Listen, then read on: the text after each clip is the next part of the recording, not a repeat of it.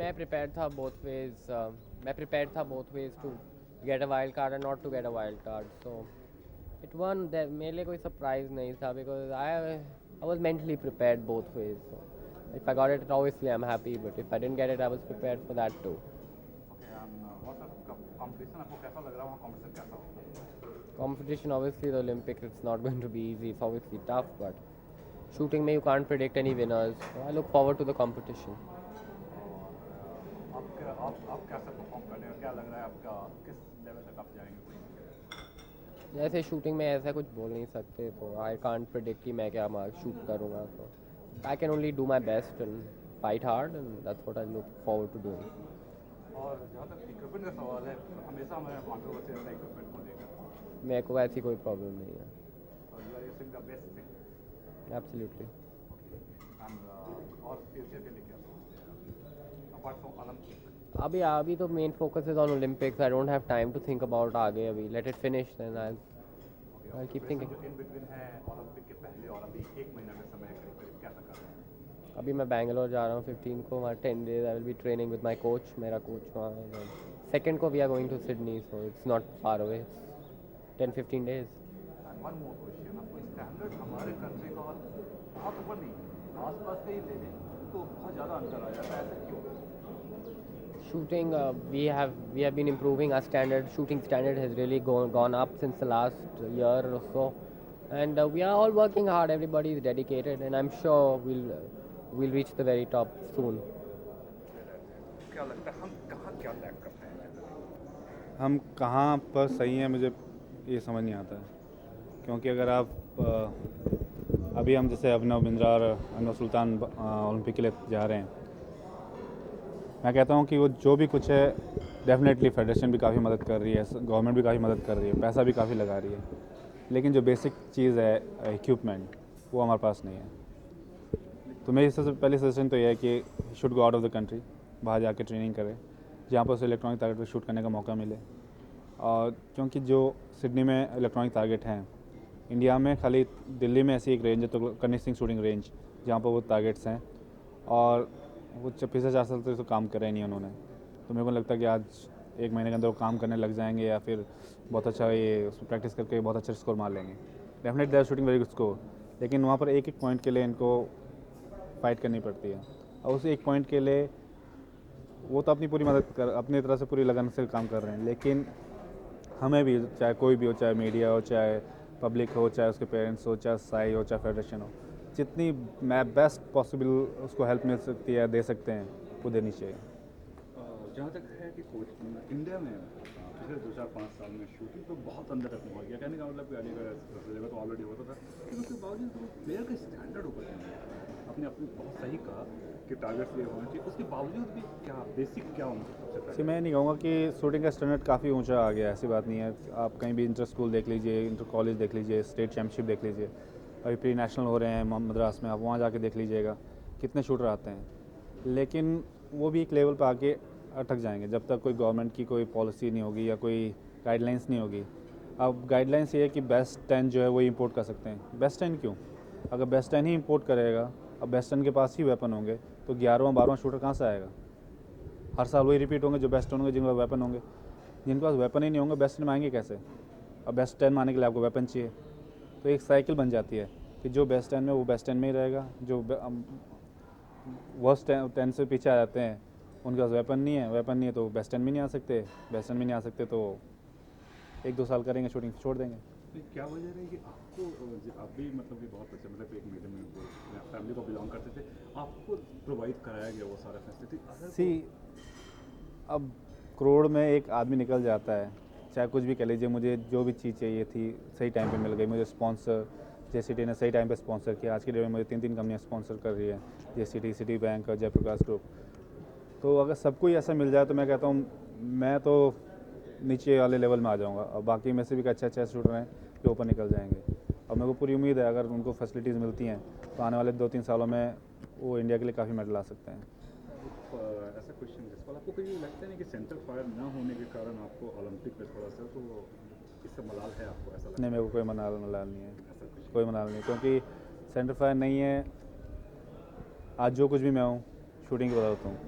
अगर centre fire भी नहीं होता एशियन गेम्स या कॉर्नर्स में भी नहीं होता तो शायद मैं यहाँ भी ना होता। Thank you. चलो।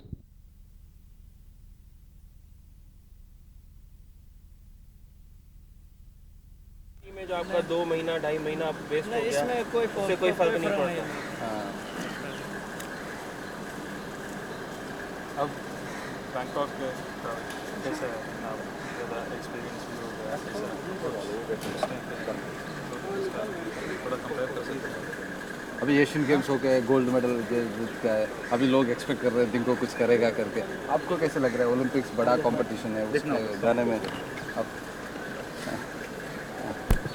मतलब आपको कैसे फीलिंग है? मतलब थोड़ा सा डर जैसा लग रहा है कि उधर जाकर अच्छा करना है करके। मैं ऐसे तो मैं नहीं आया था, मेरा तो दिल में कुछ हो रहा है इसलिए ऐसा ही होना तो क्या है, सारे हिंदुस्तान का आदमी लोग तो सिर्फ मैंने कुछ करके आएगा यही सोचता है, लेकिन मैंने भी कुछ करके दिखाएगा यही तो सोचता है, लेकिन क्या होगा तो पता नहीं।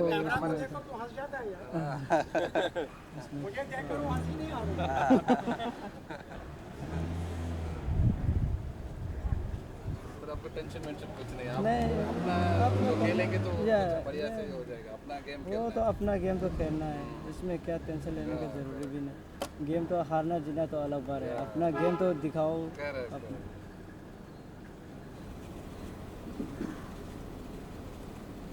फिर और डॉक्टर से कंसल्ट किया था आज या कल करने का? कोई अशोक राजगोपाल या कोई और डॉक्टर से कंसल्ट करने की ज़रूरत पड़ा है? नहीं, ठीक है, अभी no problem. No problem. Okay, all the best. तो जब 98 में एशियन गेम्स में गोल्ड मेडल जीत के आए थे, पहले तो वहाँ की जो फाइट्स थी बाउट्स थी उसके बारे में कुछ बताइए, और उसके बाद जब आप घर गए वहाँ जैसा रिसेप्शन आपको मिला उसके बारे में कुछ बताइए। ये मणिपुर में ऐसे रिसेप्शन मिला, ज़िंदगी में पहली बार ऐसे आदमी देखा। फिर उस लोगों ने मेरे के लिए बहुत मेहनत और कोशिश बहुत किया, वो लोगों ने मेरा के लिए खुशी के लिए वो सारे मणिपुर ने कुछ दिया, और ऊपर में आगे में और कुछ करने के लिए इसके लिए कुछ किया।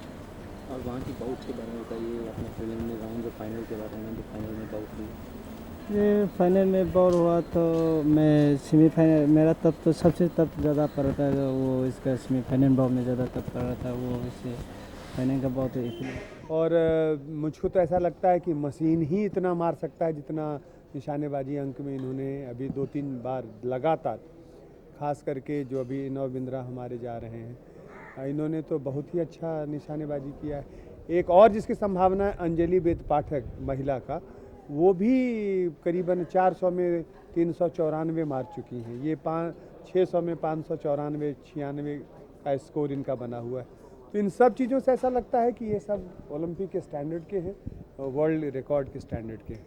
अब देखना ये है कि होता क्या है। आप खुद भी शूटर हैं सर, आप खुद शूटिंग करते हैं, तो हमारा अचानक ऐसा क्यों होता? परफॉर्मेंस का जो ग्राफ है इतना ऊंचा नीचे अचानक कैसे हो जाता है? नहीं, परफॉर्मेंस के ग्राफ के ऊंचे नीचे होने की बात नहीं है। जो लोग यहाँ, अब दुनिया में आप जानते हैं कि कितना ज़्यादा तकनीक आगे बढ़ गया है और खिलाड़ियों को कितना प्रोत्साहन भी मिलता है। दुर्भाग्य से उस लेवल पर हमारे खिलाड़ियों को प्रोत्साहन नहीं मिल पाता है जो बाहर के देशों में मिलता है, लेकिन यहाँ भी अब वो प्रतिभाएं आ रही हैं। एक दूसरा गरीबी भी एक कारण है। हमारा खेल थोड़ा पैसे का खेल हो जाता है। गोली, कारतूस, बंदूक, रिवॉल्वर, राइफ़ल, बढ़िया से बढ़िया रिवॉल्वर, राइफ़ल, बंदूक जो इस्तेमाल होता है वो लाखों के ऊपर का होता है। तो एक आम आदमी के बस के बाहर की बात है। लेकिन हमने गांव स्तर पर भी इन प्रतिभाओं को उभारने की कोशिश की, और अब ज़्यादातर जो हमारे पार्टिसिपेंट हो रहे हैं वो सब पिछड़े हुए इलाके, गांव के लोग, गरीब घर के बच्चे, इस तरह के लोग अब आगे ज़्यादा आ रहे हैं।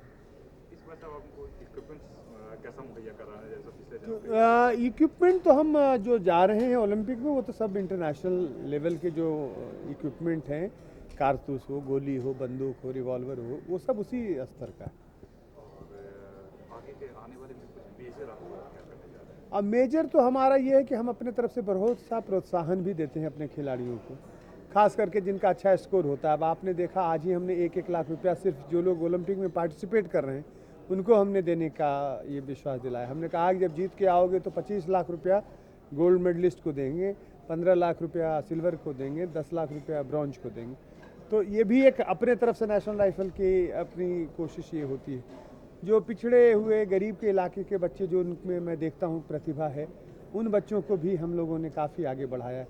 अब जैसे जसपाल राणा हमारा बहुत ही पिछड़ा हुआ इलाका, पहाड़ का लड़का था, कोई बहुत ये, लेकिन हम लोग, हमारे पिताजी तब इसके अध्यक्ष थे, उन्होंने बहुत प्रोत्साहन दिया और आज नतीजा निकला कि वो एक दुनिया का माना जाना मशहूर निशानेबाज बना।